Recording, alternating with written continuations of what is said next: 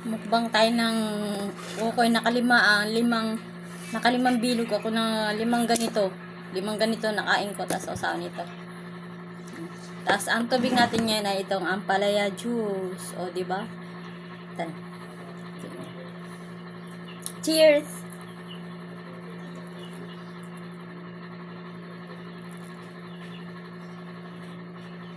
Ang sarap. Nalalasahan yung lasang-lasa yung tag dun? Celery. Tsaka siyempre yung ampalaya.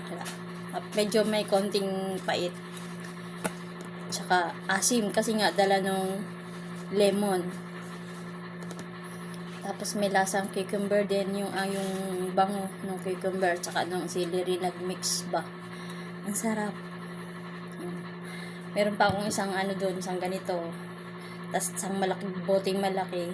Yung maliit, bibigay ko sa kapatid ko yun. Pag i-yelohin ko lang, bahala na siya magtunaw. Ako ganun ginagawa ko lang. Pinag-i-yelo ko, tapos pag gusto ko uminom, ilalabas ko para magtunaw. Tapos salin-salin lang sa baso. Yun. Ito pinalamig ko. Sarap.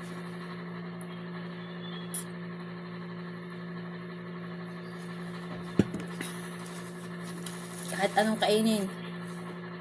Kaya kung sugar mo hindi maghahay-hay-hay. Hindi maghahay-hay. Alam mo na.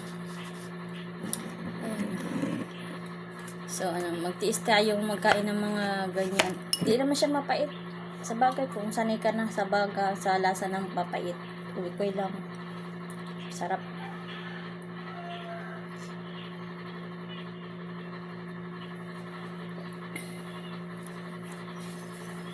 Mamaya, bago matulog, isang baso ulit.